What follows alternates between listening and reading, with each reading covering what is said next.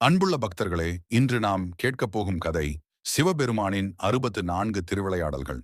திருவிளையாடல் என்றால் இறைவன் உலகத்துக்கு அருளாக நிகழ்த்தும் அற்புதங்கள். மனிதர்களின் மனதை சுத்தப்படுத்தவும், தர்மத்தை நிலைநிறுத்தவும், பக்தர்களுக்கு அருள் வழங்கவும் சிவபெருமான் நிகழ்த்தியவை. 1. மீனாட்சி அம்மன் திருமணம். மதுரையில் பாண்டிய மன்னருக்கு பெண் குழந்தை பிறந்தாள். அவள் கையில் 3 மார்புகள் இருந்தன. அசரீரி ஓசை. திருமணத்திற்கு உரியவரை சந்திக்கும் போது 3வது மார்பு மறையும். அந்த பெண் மீனாட்சி. சுந்தரேஸ்வரனாக வந்த சிவபெருமான் திருமணம் செய்த போது 3வது மார்பு மறைந்தது. இது மதுரையின் பெரிய திருவிழா. 2. பாண்டிய மன்னனின் காது குணப்படுத்தியது. ஒரு நாள் பாண்டிய மன்னன் காதில் மோசமான வலி வந்தது. யாராலும் குணமாகவில்லை. சிவபெருமான் மருத்துவரின் ரூபத்தில் வந்து மருந்து வைத்தார். மன்னன் குணமடைந்து சுவாமிக்கு பக்தியுடன் அடிமையானான். 3. அப்பர் நாயனார். மீட்பு. அப்பர் சமண மதத்தில் ஈடுபட்டார். தாய் வேண்டுகோளால் சிவாலயத்திற்கு சென்றார். சிவபெருமான் அவரின் வயிற்று நோயை குணப்படுத்தி உண்மையான பக்தியை அளித்தார். அவர் பாடிய தேவாரம் இன்று வரை ஒலிக்கிறது.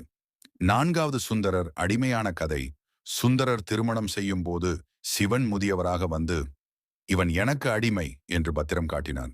அதிலிருந்து சுந்தரர் முழுவதும் சிவபெருமானுக்கே வாழ்ந்தார். 5. கண்ணப்பர். பக்தி வேட்டைக்காரனான கண்ணப்பர் தன் உணவை சிவலிங்கத்துக்கு அளித்தார். சிவலிங்கத்தில் குருதி வந்ததும் தன் கண்களை பிடித்து அர்ப்பணித்தார். அந்த அன்பை கண்டு சிவபெருமான் அருள் வழங்கினார். 6. பசுவின் பாலால் அர்ச்சனை. ஒரு பசு தினமும் பாலை கொண்டு வந்து சிவலிங்கத்தில் ஊற்றியது. மக்கள் அதை பார்த்து ஆச்சரியப்பட்டனர். சிவபெருமான் பசுவின் அன்பை ஏற்றுக்கொண்டார். 7. நோயை குணப்படுத்திய திருநீறு. ஒரு கிராமத்தில் நோய் பரவியது. சிவன் பிச்சைக்காரராக வந்து திருநீறு பூசினார். அந்த நோய் குணமானது. 8. மதுரையில் தங்கமழை. பட்டினி காலத்தில் மக்கள் பசியால் தவித்தனர். சிவபெருமான் தங்கமழை பொழிந்து மக்கள் வாழ்ந்தனர்.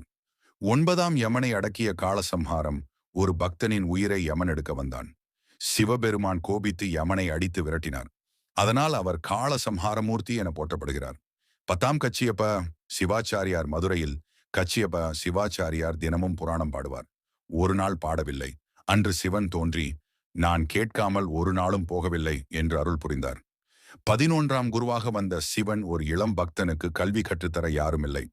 சிவபெருமான் குருவின் ரூபத்தில் வந்து அவனுக்கு வேதமும் சாஸ்திரமும் கற்றுத்தந்தார். 12. பக்தரின் கடனை தீர்த்தவன். ஒரு பக்தன் கடனில் சிக்கி தவித்தான். அவனை காப்பாற்ற சிவபெருமான் வியாபாரியாக வந்து அவனுக்கு கடனை செலுத்தி மன அமைதியை அளித்தார். 13.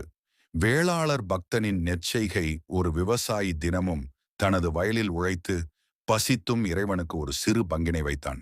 அந்த அன்புக்காக சிவபெருமான் அந்த கிராமத்தில் நல்ல மழை பொழிந்து விவசாயம் வளம் பெறச் செய்தார்.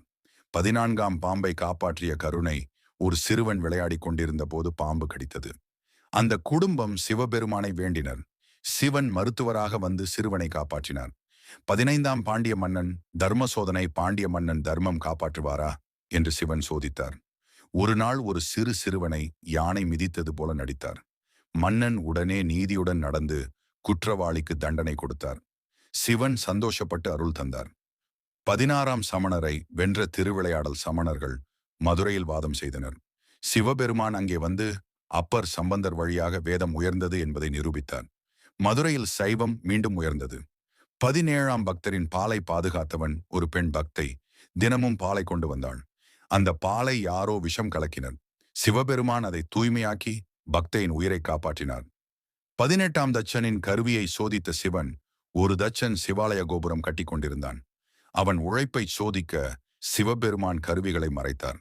ஆனால் தச்சன் மனம் தளராமல் சிவனை தொழுதான். உடனே கருவிகள் தோன்றி கோபுரம் சிறப்பாக கட்டப்பட்டது. 19. தெய்வீக பாடலின் பிறப்பு. சம்பந்தர் சிறுவயதில் இருந்தபோது சிவபெருமான் பார்வதியுடன் தோன்றி பாலை தந்தார். அந்த நேரத்தில் சம்பந்தரின் வாயில் தேவார பாடல்கள் பிறந்தன. இன்றும் அந்த பாடல்கள் கோவில்களில் பாடப்படுகின்றன. 20. மழையை வழங்கியவன். ஒரு முறை மதுரையில் மழை பெய்யாமல் பட்டினி ஏற்பட்டது. சிவபெருமான் அங்கே தோன்றி கருணை கொண்டு மழை பெய்யச் செய்து மக்கள் வாழ வைத்தார். 21. பிச்சைக்காரராக வந்த சிவன். மதுரையில் ஒரு முறை பிச்சைக்காரன் போல் சிவன் வந்தார். அவருக்கு யாரும் உணவு தரவில்லை. ஆனால் ஒரு முதிய பெண் அவனுக்கு தன் உணவை பகிர்ந்தாள். அந்த அன்பால் சிவன் அவளுடைய வறுமையை நீக்கி ஆசீர்வதித்தார். 22. வியாதியை நீக்கியவன் ஒரு மன்னன் புண் நோயால் தவித்தான். யாராலும் குணமாகவில்லை. சிவபெருமான் மருத்துவராக வந்து அவனுக்கு குணமாக வைத்தார். அவன் பக்தியுடன் இறைவனை வாழ்த்தினான். 23. உழைப்பை மதித்தவன் ஒரு கூலி தொழிலாளி தினமும் உழைத்து சுவாமிக்கே சிறிய காணிக்கை வைத்தான். அந்த அன்பை கண்டு சிவன் அவன் வாழ்க்கையை வளமாக்கினான். 24வது கருணை கொண்ட வியாபாரி ஒரு வியாபாரி பேராசையுடன் இருந்தான். சிவன் அவனை சோதிக்க வறுமையில் ஆழ்த்தினார். அவன் உண்மையை உணர்ந்து பக்தியுடன் சிவனை வணங்கினான். சிவன் அவனை மீண்டும் வளமாக்கினார். 25. நந்தி பக்தனின் சோதனை ஒரு பக்தன் தினமும் நந்திக்கு பூஜை செய்தான். அவனின் பக்தியை சோதிக்க சிவன் நந்தியின் ரூபத்தில் தோன்றினார். அவன் அன்புடன் வணங்கிய போது சிவன் அவனுக்கு அருள் தந்தார். 26ஆம் பக்தையின் குடும்பத்தை காப்பாற்றியவன் ஒரு பெண். பக்தை வறுமையிலும் பக்தியை விட்டுவிடவில்லை. அவளுடைய பிள்ளைகள் பசியால் வாடினார்கள். சிவன் உணவு நிறைந்த பாத்திரம் கொடுத்து குடும்பத்தை காப்பாற்றினார். 27. தண்ணீரை காப்பாற்றிய திருவிளையாடல். மதுரையில் ஒரு முறை குளங்கள் வற்றின. மக்கள் தண்ணீருக்காக தவித்தனர். சிவன் கையில் கொம்பை வைத்ததும் அங்கிருந்து நீர் பெருகியது. 28. பசு மேய்த்த சிறுவன் ஒரு சிறுவன் பசுக்கள் மேய்த்துக் கொண்டிருந்தான். அவன் தினமும் பசுவின் பாலை சுவாமிக்கு சமர்ப்பித்தான். சிவன் அந்த சிறுவனுக்கு நேரில் தோன்றி அவனை அருளால் ஆசீர்வதித்தார். 29வது சித்தர்கள் பெற்ற அருள். சில சித்தர்கள் தங்கள் தபசால் பெருமை கொண்டனர். சிவபெருமான் அவர்களை தாழ்த்தி உண்மையான ஞானம் பக்தியில்தான் என்பதை உணர்த்தினார்.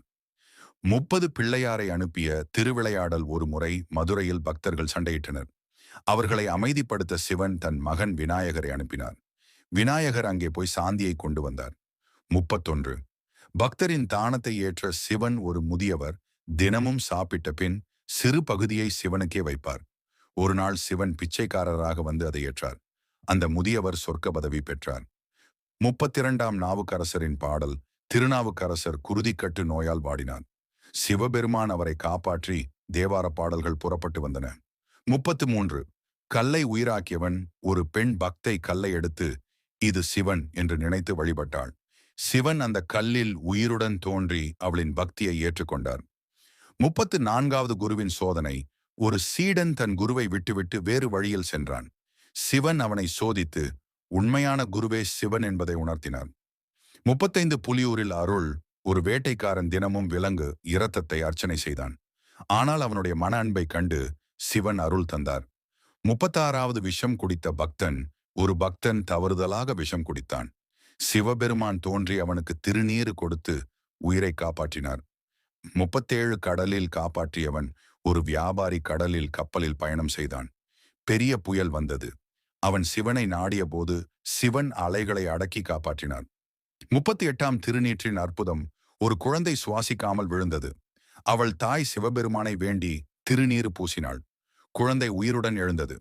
39வது சண்டையை குணமாக்கியது. ஒரு கிராமத்தில் மக்கள் சண்டையிட்டு வந்தனர். சிவபெருமான் நீதிபதியாக வந்து சாந்தி நிலவச் செய்தார். 40. வறுமை நீக்கியவன். ஒரு குடும்பம் பசியால் வாடியது. சிவன் அங்கே வந்து உணவு நிரம்பிய பாத்திரத்தை அளித்தார். அந்த குடும்பம் வாழ்ந்தது. 41. அன்பின் சோதனை. ஒரு இளைஞன் தினமும் மலரால் சிவனை வழிபட்டான். ஒரு நாள் அவன் மலர் இல்லாமல் வருந்தினான். சிவபெருமான் தோன்றி மனம் மலராக இருந்தால் போதும் என்று அருளினான். 42ஆம் சடங்கின் அர்த்தம். ஒரு பூசாரி சடங்கில் மட்டும் ஈடுபட்டு உண்மையான பக்தியை மறந்தான். சிவன் அவனை சோதித்து சடங்கு விட மனம் முக்கியம் என்பதை உணர்த்தினார். 43. பக்தனின் உண்மையான கொடை. ஒரு ஏழை பக்தன் சுவாமிக்கு ஒரு கைப்பிடி அரிசி மட்டும் சமர்ப்பித்தான். சிவன் அதனை பேரரிசி மலையாக மாற்றி அவனை வளமுடன் வாழ வைத்தார். 44ஆம் கருணை கொண்ட சிறுவன். ஒரு சிறுவன் பிச்சைக்காரருக்கு தன் உணவை பகிர்ந்தான். அவன் யாரென்றால் சிவபெருமான் தான். சிவன் அவனுக்கு ஆசீர்வதித்து வாழ்நாள் முழுதும் வளமாக்கினார். 45. பொய்யை தண்டித்தவன். ஒரு வியாபாரி பொய்யாக அளவை குறைத்து விற்றான். சிவபெருமான் வாடிக்கையாளராக வந்து அவனின் பொய்யை வெளிக்காட்டினான். அவன் மனம் மாறி உண்மையுடன் வாழ்ந்தான். 46ஆம் பாம்பை அடக்கியவன். மதுரையில் மக்கள் பயந்து வாழ்ந்த பெரிய பாம்பு இருந்தது. சிவபெருமான் அங்கே சென்று பாம்பை அடக்கி பக்தர்களை காப்பாற்றினார். 47ஆம் அன்பின் பானை. ஒரு பெண் தினமும் உணவை சுவாமிக்கு சமர்ப்பித்து தான் பசியுடன் இருந்தாள். சிவன் கருணை கொண்டு அவளுக்கு எப்போதும் நிரம்பிய பாத்திரம் கொடுத்தார்.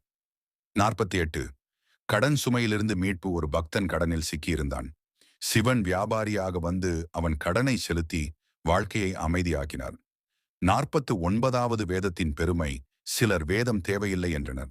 சிவபெருமான் அங்கே தோன்றி வேதமே உலகின் அடித்தளம் என்று உணர்த்தினார். 50. பக்தரின் உயிரை காப்பாற்றியவன். ஒரு பக்தன் ஆற்றில் மூழ்கினான். அவன் இறுதியாக சிவா என்று கூப்பிட்டான். உடனே சிவன் தோன்றி அவனை ஆற்றிலிருந்து இழுத்து உயிரை காப்பாற்றினான். 51ஆம் பக்தனின் கண்ணீர். ஒரு முதிய பக்தன் உடல் வலியால் நின்று வழிபட முடியவில்லை. அவன் அமர்ந்து கண்ணீர் வடித்தான். சிவன் அந்த கண்ணீரையே பூஜையாக ஏற்றார். 52. பட்டினி தீர்த்தவன். ஒரு கிராமத்தில் பசி அதிகமாக இருந்தது. சிவன் அங்கே வந்து அனைவருக்கும் உணவளித்து பட்டினியை அகற்றினார். 53வது பொன் குவித்தவன். ஒரு பக்தன் எப்போதும் எனக்கு சிவமே போதும் என்றான். சிவன் அவனது இல்லத்தில் பொன்மழை பொழிந்தார். ஆனாலும் அவன் அதில் ஈடுபடவில்லை. சிவன் அவனை ஆசீர்வதித்தார். 54வது பக்தரின் நிழலை காத்தவன். ஒரு பக்தன் கடும் வெயிலில் நடந்து சிவாலயத்திற்கு வந்தான். சிவன் மேகத்தை அனுப்பி அவனுக்கு நிழலை அளித்தார். 55வது வியாபாரியின் சோதனை. ஒரு வியாபாரி சாமான்களை விற்கும்போது பொய்யாக அளவை குறைத்தான். சிவன் வாடிக்கையாளராக வந்து உண்மையை வெளிக்காட்டினார். வியாபாரி மனம் மாறினான். 56வது வேட்டைக்காரனின் பரிசு. ஒரு வேட்டைக்காரன் தன் வேட்டையை சுவாமிக்கே கொடுத்தான். அதனை அன்புடன் ஏற்ற சிவன் அவனுக்கு இறுதியில் மோட்சம் அளித்தார். 57ஆம் குழந்தையின் நம்பிக்கை. ஒரு சிறுவன் விளையாட்டாக மண் சின்னம் செய்து இது சிவன் என்று வழிபட்டான். சிவன் உண்மையாக அந்த சின்னத்தில் தோன்றி சிறுவனை ஆசீர்வதித்தார். 58.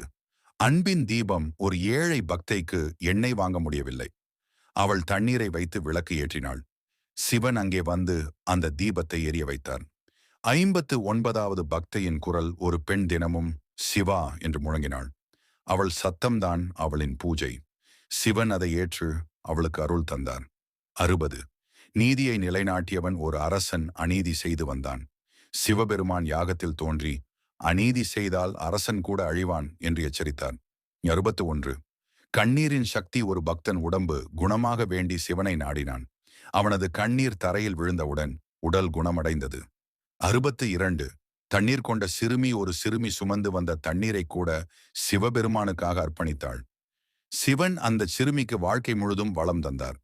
63. யானையின் பக்தி. ஒரு யானை தினமும் பூக்களை சுவாமிக்கு சமர்ப்பித்தது. ஒரு நாள் அந்த பூக்கள் விழுந்தாலும் யானையின் மனம் சுத்தமானதால் சிவன் அதை ஏற்றார். 64. இறுதி திருவிளையாடல். மதுரையின் காவலன் சிவபெருமான் மதுரையில் நிரந்தரமாக இருந்து அங்குள்ள மக்களை காப்பாற்றுவேன் என்று அருள் புரிந்தார். அதனால் மதுரை இன்றும் திருவிளையாடல் நகர் என்று அழைக்கப்படுகிறது. இதோ அன்புள்ள பக்தர்களே, சிவபெருமான் நிகழ்த்திய 64 திருவிளையாடல்கள் அனைத்தையும் கேட்டோம். இவை ஒவ்வொன்றும் நமக்கு ஒரு வாழ்வியல் பாடம் தருகிறது. அன்பு, பக்தி, தர்மம், உண்மை, கருணை. தயவு செய்து லைக் பண்ணுங்க. உங்களுடைய நண்பர்கள், குடும்பத்தினருடன் ஷேர் பண்ணுங்க. உங்களுடைய கருத்துக்களை கமெண்ட் பகுதியில் எழுத மறந்துடாதீங்க. மேலும் இப்படிப்பட்ட ஆன்மீக கதைகளை தொடர்ந்து கேட்க எங்கள் சேனலை சப்ஸ்கிரைப் பண்ணுங்க. இறைவன் அனைவருக்கும் அருள் புரிவானாக. ஓம் நம சிவாய்.